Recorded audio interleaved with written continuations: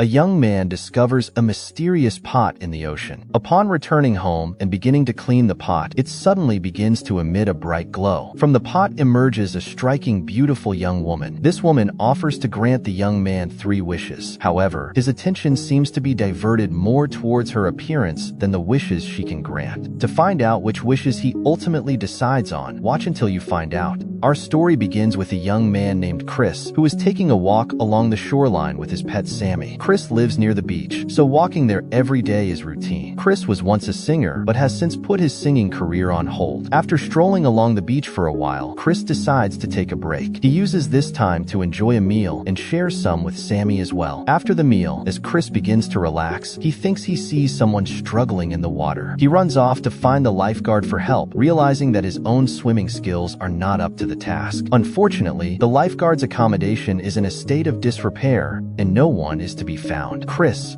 undeterred, decides to head into the water and hastily dives in. Meanwhile, Bevan, the lifeguard, is nearby and notices that Chris is in the sea. Chris finds no one in distress in the water and realizes that this is a false alarm, endangering his own life. As he begins to flounder, he comes across a pot underwater, and Bevan is soon there. Bevan rescues Chris, a rescue that strengthens their friendship, which includes frequent visits to each other's homes. Later, back at home, Chris places the pot on a table and goes about his household chores, living there alone. After completing his work from home, he takes a brief moment to relax. As evening falls, Chris mounts his bike and heads to the local pub. It was his routine to visit this place every day for a drink. On that particular day, as Chris was enjoying his drink, he was approached by a man named Hyman. Hyman, who owned a record label, knew Chris well. He was there to persuade him to resume his music career and perform under his label's banner. However, Chris was adamant about not returning to music. Despite the lucrative Hyman's offers, Chris remained unmoved. The root of Chris's refusal lay in an incident that occurred the previous month with his younger brother, Jimmy. Jimmy harbored aspirations of becoming a singer and sought Chris's guidance, who helped him. Chris refused. This refusal led to a heated argument, after which Jimmy stormed out and tragically lost his life in an accident. That calamitous event led to Chris giving up singing altogether. He believed that his refusal to support Jimmy indirectly contributed to the fatal mishap. Later, upon returning home, Chris decided to tidy up a flower pot before sitting down to relax. In the process of cleaning, he accidentally scratched the flower pot, causing a gust of wind to blow around the residence. To his amazement, the flower pot began to emit a glow, which frightened Chris. Shortly after, a striking woman emerged from the flower pot. Chris was shocked by the sight. The woman introduced herself as Rue, claiming to be his maid. Although Chris was somewhat indifferent to her statement, he was intrigued by her presence. Identifying her look, Rue put on one of Chris's shirts. Approaching him, she noticed his apprehension as he stepped back in surprise. Rue reassured him, promising to grant his 3 wishes. Skeptical, Chris muttered a wish half-jokingly, longing for a deluge at that very moment. To his astonishment, Rue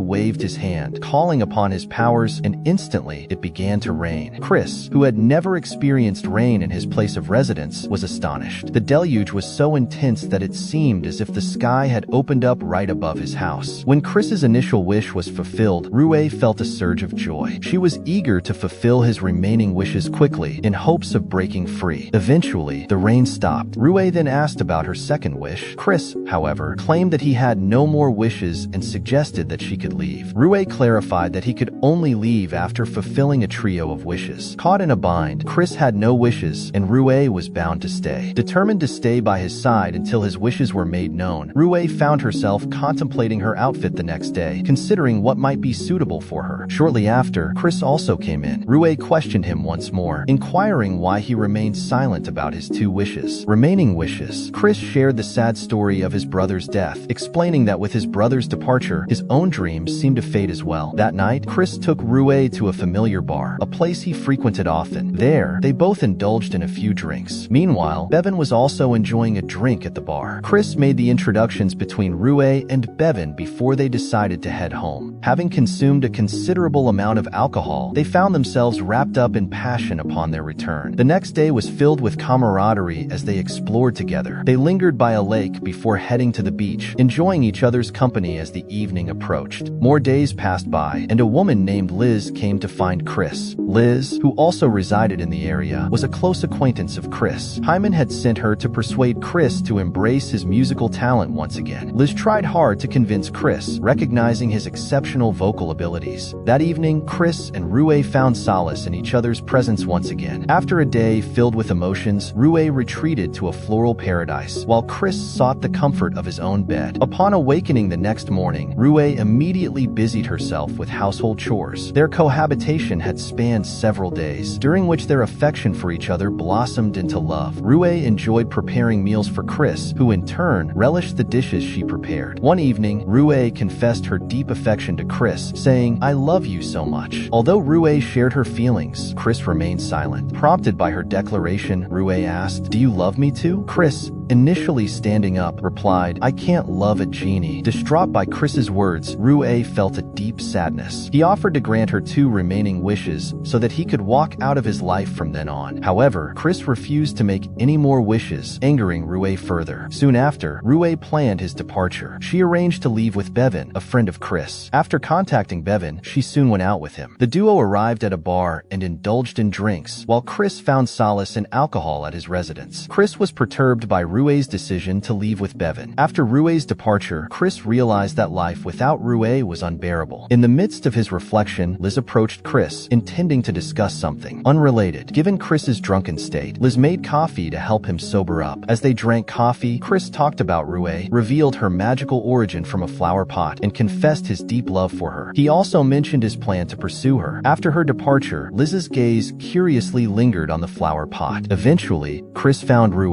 Chris attempted to reconcile, hoping to convey his true feelings, and pleaded her to return home. However, Rue mistook his love for her to mean that he couldn't accommodate her requests. Rue's anger towards Chris had selfish intentions. He challenged Chris to express his wishes at that moment before parting ways. Frustrated, Chris blurted out that his second wish was for a normal girl. Rue coldly assured him that his wish for a normal girl would soon be fulfilled. Chris told her his final wish, for Rue to return to her origin for good. Hearing her final request, Rue felt bad and Chris took it upon himself to take care of her. Afterwards, Chris took her back to his residence. Rue's illness was due to her desire to return, hampered by the absence of her essential flower pot. She had managed to fulfill all 3 wishes that Chris had articulated. For her third wish, Chris longed for Rue to return to where she belonged. The fulfillment of this wish depended on the possession of a flower pot. Chris soon discovered that the flower pot was in Liz's possession. He rushed to Liz's abode, only to find it empty. At the time, Liz was standing at the seashore, accompanied by the flower pot. Liz, driven by greed, had seized the flower pot without knowing how to release the genie within. The next day, repentant for her actions driven by greed and deceit towards Chris, Liz decided to return the flower pot to him. Consequently, Chris and Rue